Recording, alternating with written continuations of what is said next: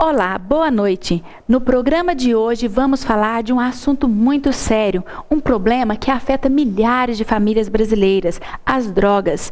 Mas também vamos falar como vencê-las, como ter esperança para vencer este mal que a cada dia cresce no país. Isso e muito mais no programa de hoje Viver Mais e Melhor, que já está no ar.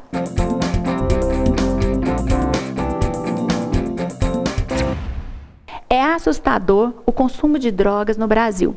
A Universidade Federal de São Paulo, no ano passado, observou-se que o Brasil detém 20% do mercado mundial de drogas. Segundo o levantamento, 6 milhões de brasileiros já experimentaram cocaína ou derivados da droga como crack. Quase 3 milhões consumiram essas drogas no último ano. A região Sudeste concentra o maior número de usuários no país, seguida do Nordeste. O estudo identificou também que metade dos usuários de cocaína se tornou dependente. Para o coordenador da pesquisa, a falta de políticas públicas de combate ao tráfico e o acesso fácil às drogas estão entre os motivos do crescente número de usuários de cocaína e crack no Brasil. As drogas não adoecem somente o usuário, mas desestrutura toda uma família, causando dor e cada dia mais as famílias brasileiras estão sendo acometidas com esse grande mal.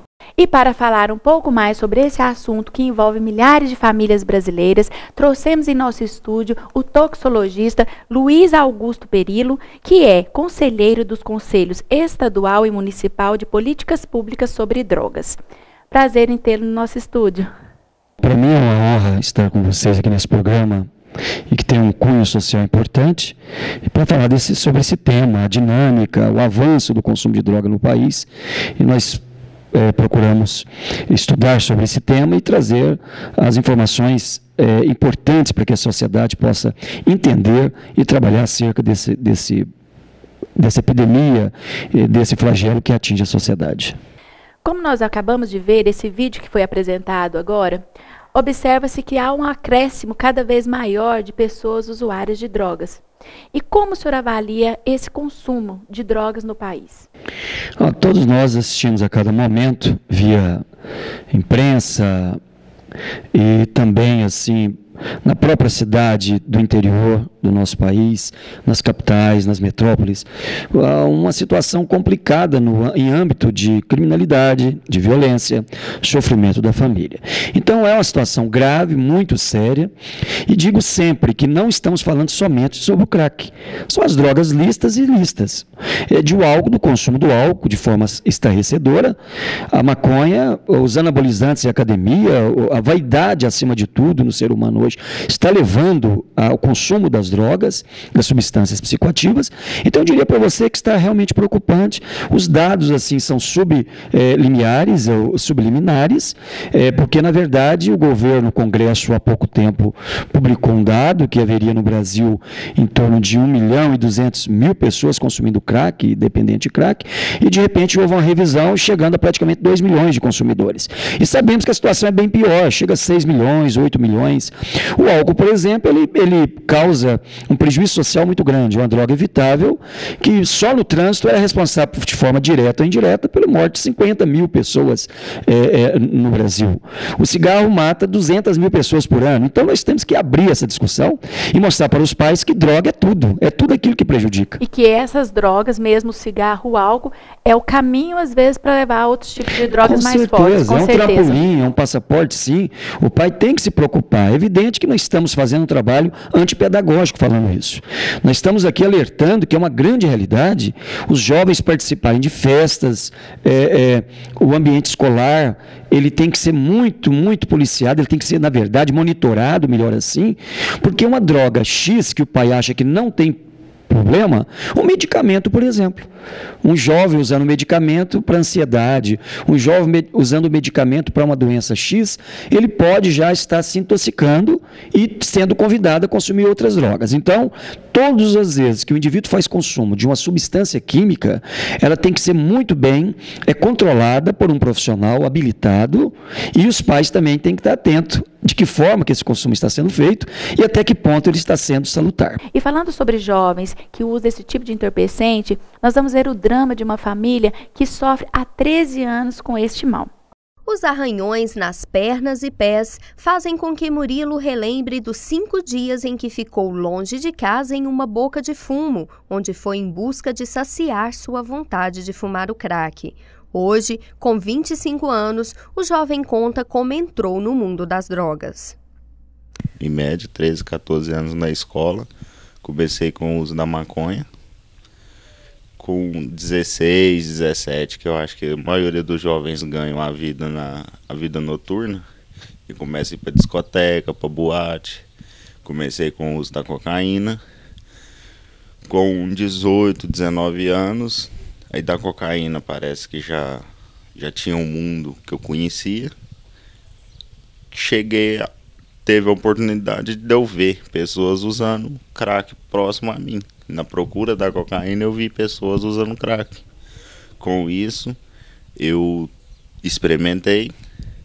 E quando a pessoa experimenta, ela fica ali 4, 5 vezes, vai atrás, só à procura do crack, né? Por causa da sensação. Hoje, eu estou num momento que eu não me controlo mais. Me controlo uma hora ou outra, mas de repente bate uma vontade tão grande que a pessoa acaba esquecendo de tudo e vai atrás. Ultimamente, há mais ou menos 6 meses pra cá, eu chego num ponto que eu saio de casa, eu fico a noite fora, o dia, 2, 3 dias, 4 dias, igual dessa última vez, fiquei 5 dias fora de casa. Só à procura de droga e mais nada.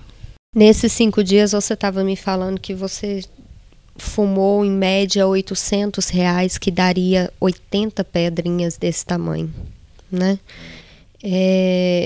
Quando você sai, a vontade de fumar, né? A vontade de consumir a droga te consome tanto que você não pensa em mais nada. Tudo bloqueado.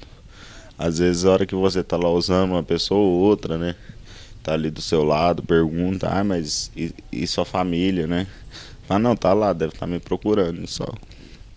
Murilo relata que se tivesse a chance de voltar a 13 anos atrás, quando experimentou a droga pela primeira vez, faria tudo diferente.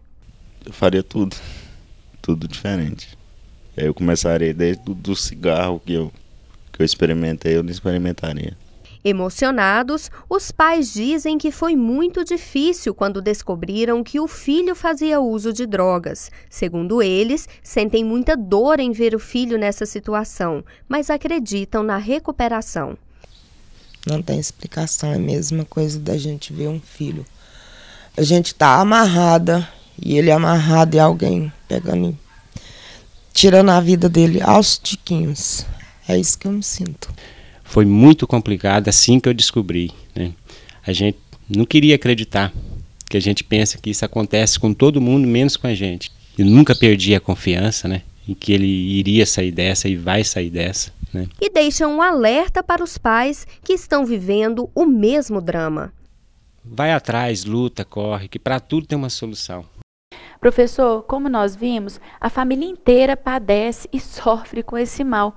Como que o senhor avalia isso? Como que a família brasileira encara esse tipo de problema quando chega a ter um dependente na família? Em princípio, a família não quer aceitar, não quer entender o porquê desse indivíduo ter envolvido com essas questões das drogas. Porque nenhum pai, nenhuma mãe deseja que seu filho se envolva com essas questões. Então, é melhor o pai pensar que não, que isso é improvável. Mas não adianta também perder tempo em relação a essa questão. Tem que procurar ajuda, ainda que seja difícil. Nós entendemos que o país precisa melhorar muito nessa questão do atendimento, da acolhida, mas ele tem que encarar que o filho já está doente ou caminha para uma doença grave, de natureza crônica. Então a família tem que aceitar. Eu diria que praticamente todas as famílias, pelo mais que ela se demonstre que não tem preocupação, que o filho já está doente, o problema dele é uma questão pessoal, não. Toda a família sofre sim. Às vezes percebemos que a mãe sofre mais do que o pai, mas é porque às vezes o pai é uma pessoa fechada, um pai tem uma forma de administrar essa questão, mas o sofrimento ele é geral, atinge pai, mãe, avós, todos na Irã, todos os parentescos, né? Seja ascendente como descendente, os irmãos, né? Os vizinhos também, porque muitas vezes perceberam que aquele menino poderia ter um futuro brilhante na escola, né?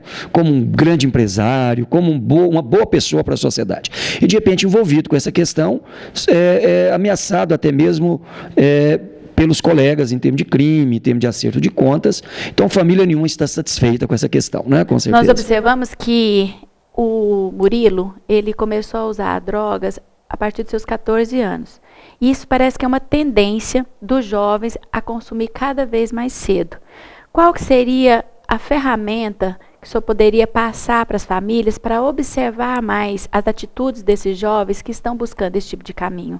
Veja bem, doutora Silvinha, nós estamos entrando agora na questão da prevenção primária. Prevenção primária é uma prevenção antecipatória. Evita o indivíduo fazer o consumo, se expor e utilizar a droga. Então, o que nós temos que fazer? Primeiro, o pai está em sintonia e com uma objetividade, uma preocupação muito grande nos sinais e sintomas que esse paciente apresenta. Um jovem, por exemplo, que era bem sociável, que sempre tratava bem a mãe com muito carinho, às vezes com abraço, com beijos, cumprimento de manhã, participava da mesa do almoço, conversava sempre com os irmãos, e de repente esse jovem passa a ser mais agressivo.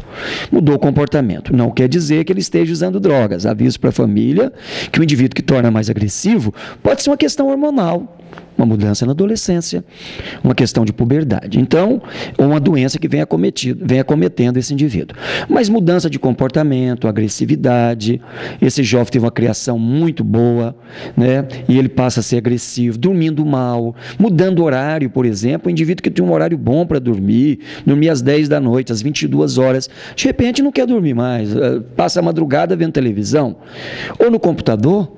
Seria interessante que esse pai monitorasse e visualizasse, por exemplo, a tela do computador de vez em quando. Ou buscasse arquivos para ver o que esse filho está fazendo, com quem que ele está batendo um papo. A televisão, que programa é esse que ele está gostando? Já não gosta mais de um programa, de um jornal, de um programa instrutivo, já está mudando o comportamento. Não quer dizer que ele esteja usando droga, mas pode ser um sinal. Colegas, companhias, eu sempre bato muito nas minhas entrevistas e palestras e minicursos na universidade, que uma pessoa que começa a mudar de comportamento, amigos, repentinamente, aqueles colegas que julgavam colegas bons, cultos, ele já não quer mais, ele procura mudar até a sua linguagem.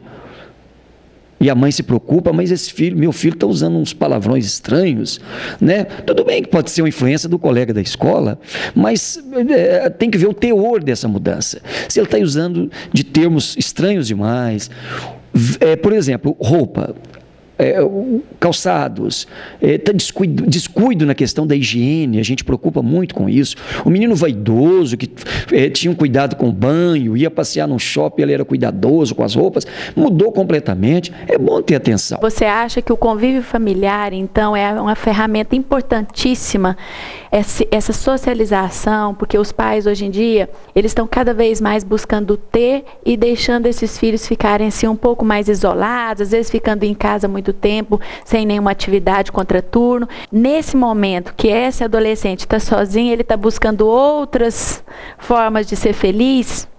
Na verdade, o ser humano é isso, ele vive buscando, isso é muito salutar, isso é muito importante, buscando conquistas, não só no âmbito material, mas espiritual, alimentando a sua alma, os valores, né?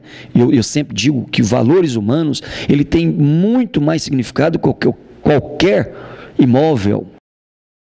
Os valores humanos, a ética, o valor, a cidadania, o ser humano, ele tem por dever ser bom.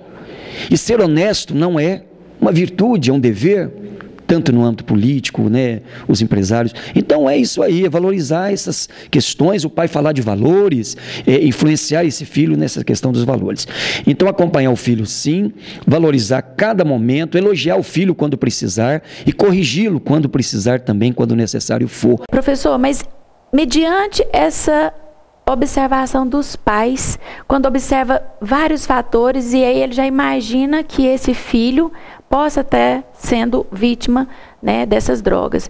O que fazer? entrar em pânico e fazer já logo exames ou conversar? Qual que seria a atitude desses pais? Nós já discutimos muito essa questão de exames toxicológicos, de urina, de sangue, para ver se o indivíduo usa ou não drogas. E tivemos uma discussão também na nossa capital, em Goiânia, e Brasil afora, sobre a questão de fazer avaliação nas escolas públicas, se o indivíduo usa droga ou não. E eu pergunto para você, isso resolve? Se usar droga, o problema é que tem que ser resolvido, tem que ser tratado. Então, vai causar um constrangimento, vai mexer com a questão do estatuto, do ECA, o menor, vai trazer problemas até discriminação desse indivíduo. Então, não é sair fazendo exame desse filho. O que tem que fazer é o seguinte, chamar esse filho para uma conversa franca. É a primeira tentativa. Ah, mas o filho não abre diálogo com o pai é muito radical, o filho não vai contar a verdade, medo de uma atitude mais assim, brusca, abrupta do pai. Então, que chame a mãe. Ah, mas não aceita a mãe também, não vai falar a verdade. Chama um padrinho, uma pessoa que ele tem liberdade, um avô. Eu já peguei casos aqui de um paciente que quem conseguiu resolver o problema do menino é o avô. Já tem 4 anos que ele está em abstinência, está bem, né? Esse rapaz está muito bem. Então tem que procurar recursos na família, principalmente para saber com quem que ele vai manter um diálogo franco, para que possa abrir o jogo e falar a verdade. Mediante a situação, saber o que ele está usando, há quanto tempo que ele consome a droga e se ele está, a situação da saúde dele, a que grau que se encontra. Aí já envolve um profissional, convidá-lo para ir a uma clínica de um profissional competente que lida com esse assunto. Uma vez entendido já a situação do filho, a que grau se encontra, a evolução do consumo, as drogas que ele está consumindo, procurar melhor tratamento. Por exemplo, nem todo tratamento é feito com medicamento. O usuário de uma maconha, no início, ele não precisa necessariamente consumir, por exemplo, às vezes um medicamento. Ele pode fazer um trabalho com um psicólogo, com um terapeuta, fazer atividade física, ele tem que procurar, por exemplo, alternativa para preencher o dia a dia dele, o cotidiano, estudos, música, pintura, aquilo que confere prazer. Nós vamos para um breve intervalo e voltamos daqui a pouquinho para continuar falando sobre esse assunto, drogas.